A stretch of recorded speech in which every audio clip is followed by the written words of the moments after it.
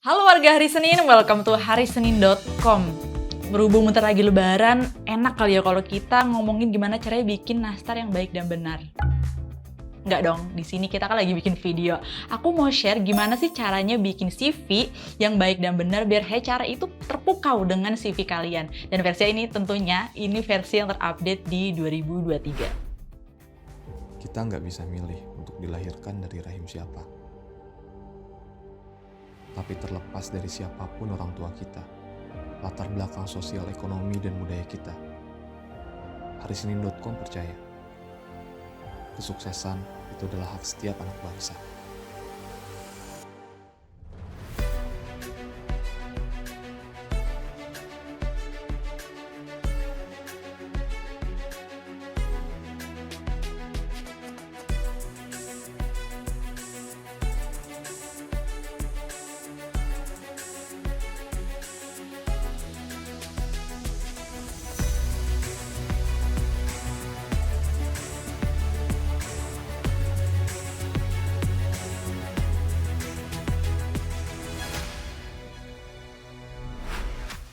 Buat teman-teman yang belum tahu, CV itu ada dua jenis ya. Jadi ada CV ATS, kemudian yang kedua ada CV non-ATS atau Creative CV.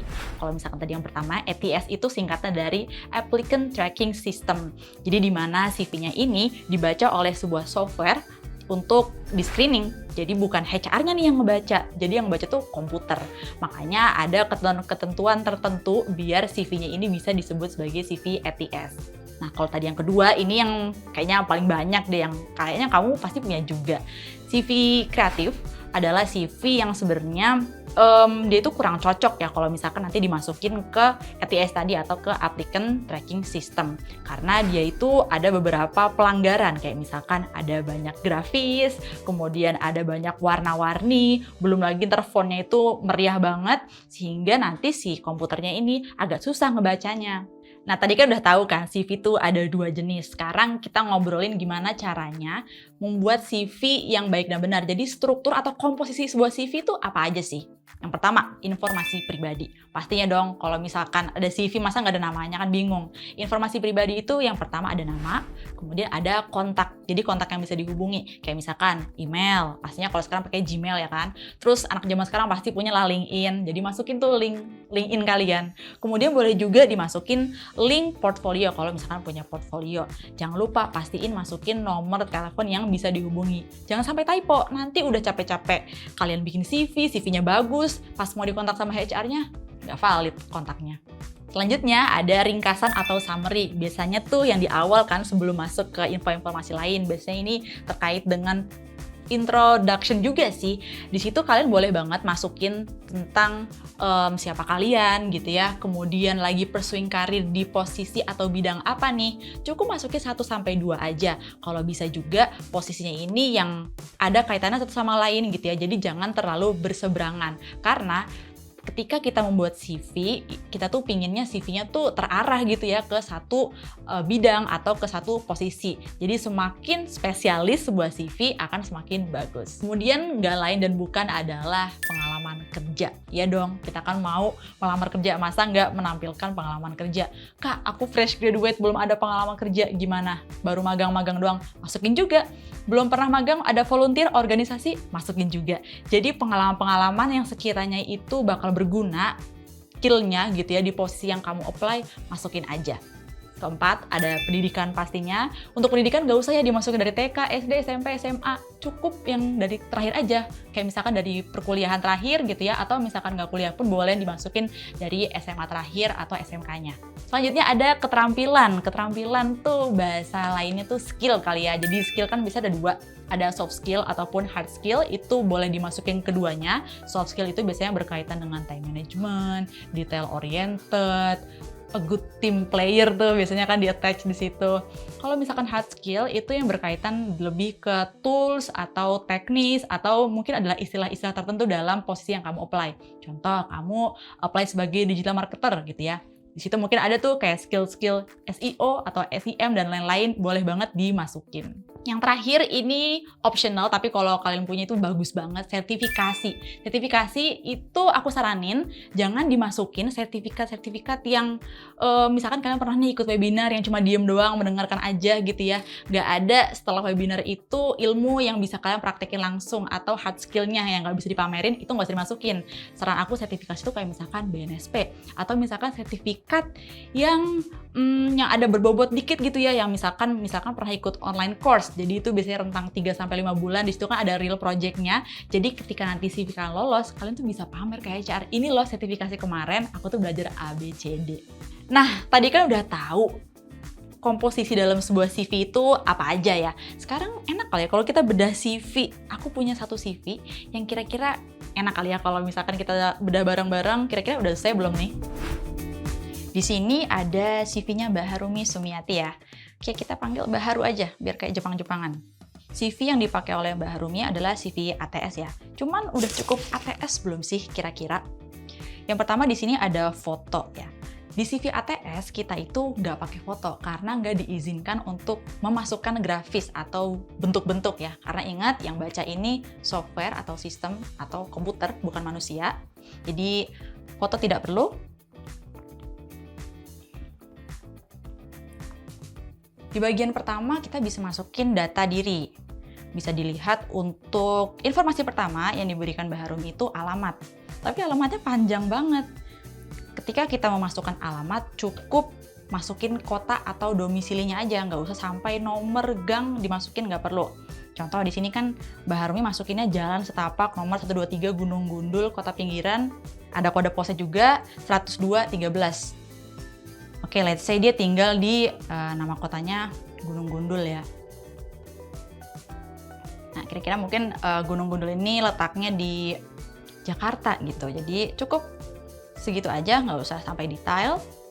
Untuk LinkedIn dicantumkan oke, mantap. Nomor yang aktif dipastikan nggak ada typo nomornya. Selanjutnya kontak yang bisa dihubungi juga alamat email. Tapi ada satu nih yang kurang. Portfolio, karena Mbak Harumi di sini daftar sebagai seorang content writer. Jadi tambahin portfolio. Jadi linknya aja ya, bukan dimasukin portfolionya dalam CV, tapi cukup link untuk nanti diarahkan ke portfolionya. Tadi udah data diri, kontak dan lain-lain. Sekarang masuk ke bagian intro atau biasanya nih suka ditulis about me gitu ya. Nah, di bagian about me biasanya kita mau summarize atau rangkuman tentang diri kita tuh siapa sih? Boleh banget dibikin 1-2 baris. Ingat, kita bukan fokus ke berapa banyak barisnya, tapi apa sih isi dari summary tersebut. Oke, di sini Mbak Harumi mencantumkan dedikasi atau interest-nya sebenarnya. Ada macam-macam ya. Ada sales, ada content writer, ada teaching, administration, assessment, social media, and challenging task. Biasanya, kalau misalkan kita sudah menyebut sales, content writer, teaching, itu kan spesifik skill-nya ya. Berarti ini bicara terkait dengan hard skill. Jangan kita masukin yang agak ambigu, kayak contohnya di sini challenging task. Apa maksudnya ini? Tugas-tugas yang menantang. Nah, itu kan tidak spesifik. Jadi, kita hapus untuk challenging task-nya. Kemudian dari hard skill ada banyak banget tuh, ada 6, ada sales, content writer, sampai dengan social media. Karena tadi kan daftarnya sebagai content writer, maka cukup include content writer-nya aja. Sisanya kita eksekusi. Atau misalkan ada skill lain yang berhubungan dengan content writer gitu ya, itu boleh di-include, jadi maksimal 2, tapi kalau misalkan kamu mau 1, itu juga malah lebih baik. Itu tadi terkait dengan hard skill. Nah, sekarang kita baca lagi, energetic and approachable person with positive attitude, maturity, and passion. Jadi terkait dengan soft skill nih Mbak Harumi ceritanya. Nah, ketika kita memasukkan skill, pastiin skill yang dimasukkan relevan dengan posisi yang di-apply. Tadi kan kata kuncinya content writer ya, berarti skill yang relevan dengan content writer, misalkan detail oriented, ya kan? Habis itu time management. Cukup masukin 2-3 soft skill aja, nggak usah terlalu banyak. Yang penting kata kunci apa? Relevan dengan posisi yang di-apply. Selanjutnya, untuk penutupan summary, Mbak Harumi di sini nulis motivated to continue to learn and grow as a professional. Lebih baik dibuat penutupannya itu mengarah lagi ke posisi yang kamu apply. Misalkan, pursuing career to continue, learn and grow as a professional content writer. Jadi dimasukin lagi kata kunci content writer-nya.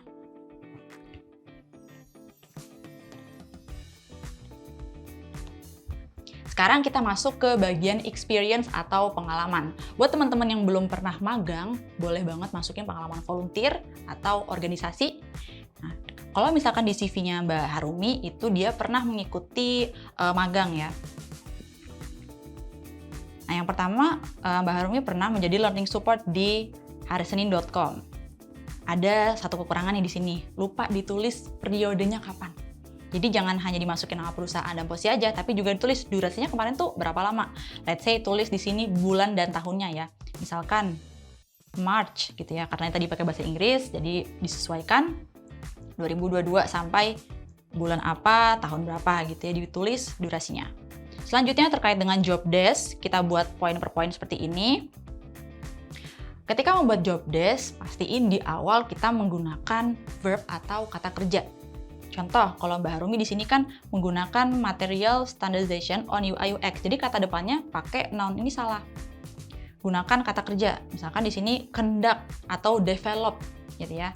Dan karena dia sudah selesai dari posisi yang sebelumnya, boleh banget kalau kamu tambahin successfully gitu ya. Develop. Baru habis itu apa yang di-develop? Berarti materi gitu ya, atau bootcamp program. Kemudian boleh kamu masukin angka, data. Jadi berapa nih yang udah dibikin kemarin develop programnya. Selanjutnya juga sama nih, research and development kurikulum, melakukan research and development. Nah, berarti kita kasih kata kerja yang lampau, kemudian masukin juga berapa nih yang sudah di-develop kurikulumnya.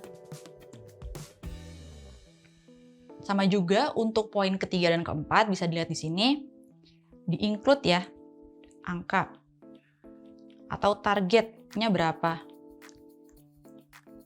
Coba dibuat job description-nya itu sedetail mungkin, tapi nggak terlalu kepanjangan gitu ya. Di sini kan juga ada approach tutor. Nah, ini tutornya berapa yang sudah di-approach gitu ya untuk program tersebut. Kurang lebih seperti itu. Jadi ketika kita bikin job description, pastikan ada targetnya berapa, tercapaikah, kemudian yang dipakai itu kata kerja di depannya, jangan kata bendanya dulu. Selanjutnya ke bagian pendidikan. Untuk bagian pendidikan sebenarnya cukup simple. Saran aku masukin pendidikan yang terakhir aja. Kalau misalkan pendidikan terakhir kamu kuliah atau sarjana, cukup masukin S1 gitu ya, atau S2-nya boleh. Tapi kalau misalkan kamu mungkin sebelumnya nggak mengikuti perkuliahan, jadi tamatan SMK atau SMA, cukup masukkan SMK dan SMA-nya. Nggak usah dimasukin SD, TK-nya nggak perlu. Nah, kalau misalkan Mbak Harumi kan double ya. Saran aku cukup education-nya aja, SMA-nya di skip aja. Untuk perkuliahan durasinya sudah oke. Bisa dilihat di sini GPA. Ketika kita menaruh nominal, itu perhatikan ya, jangan sampai nominal bertabrakan. Sebenarnya ini masalah layout aja sih. Misalkan nih kan dia mau naruh GPA, itu jangan di sini, tapi taruh di bawah, di bagian jurusan di sini ya. Jadi tulis aja GPA-nya di bawah sini. Untuk pendidikan sebelum perkuliahan itu tidak perlu dimasukkan, di skip aja. Dan terakhir, untuk CV Mbak Harumi ini kan ada skill yang dia attach ya. Microsoft Office, Google, Script, panjang sekali nih. Ketika membuat skill, ketika menulis skill, terbagi jadi dua ya. Ada hard skill, dan ada soft skill. Nah, karena tadi jadi content writer nih, berarti kita masukin skill-skill yang sekiranya relevan nih sebagai seorang content writer gitu ya. Misalkan tadi content making. Kemudian mungkin tools-tools yang dikuasai oleh Mbak Harumi. Dia bisa Microsoft Office. Terus Google biasanya kan banyak yang udah bisa lah ya. Google Slide, Google Doc, itu disatuin aja jadi Google Suite. Gitu. Atau ditambahin skill-skill yang berkaitan dengan hard skill lainnya. Untuk soft skill, sama juga seperti di awal, cuma mungkin boleh dijabarkan lebih panjang. Tadi kan sudah ada tuh detail oriented, kemudian time management, Jadi ada problem solving, kemudian ada communication.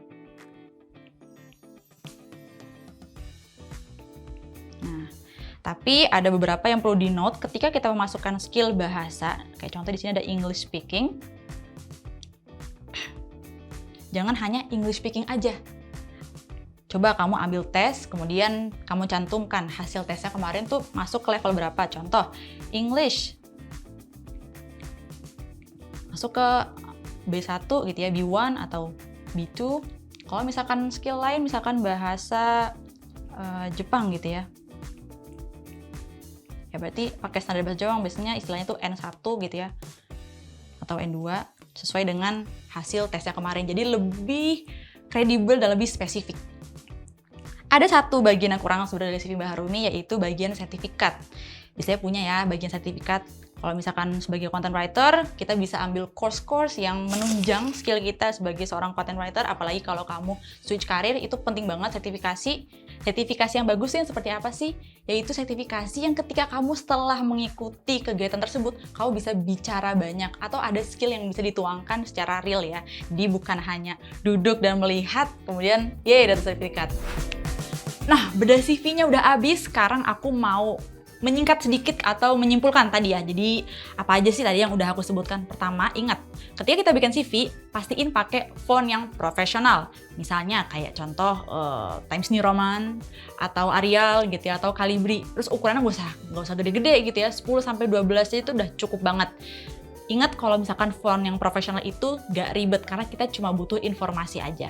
Selanjutnya pastiin jangan sampai ada typo ya. Jadi dicek tuh ejaannya, apalagi kalau misalnya pakai bahasa Inggris, grammarnya dipastikan benar. Terus cek informasi kontak yang udah kalian taruh, itu udah bener belum kira-kira. Selanjutnya jangan sebar satu CV untuk semua perusahaan. Siapa yang masih kayak gini? Ini biasanya ya, CV-nya skillnya A, sedangkan pos yang dia apply itu Z, X, W, B, M. Banyak banget gitu. Jadi usahain kalau misalkan kalian emang ngerasa punya skill banyak, lebih dari 1-2, bikin aja CV yang berbeda. Terakhir, keep it real. Jangan berbohong. Kalian tahu nggak sih, kalau di perusahaan tuh suka ada ya loh yang melakukan background checking. Jadi jangan bohong ya. Kalau kamu ngerasa konten ini bermanfaat, coba dong kasih tahu mau dibocorin gosip soal HR apa lagi. Komen ya di samping, yang enggak dong di bawah. Jangan lupa like, subscribe, aktifin loncengnya. See you on the next video.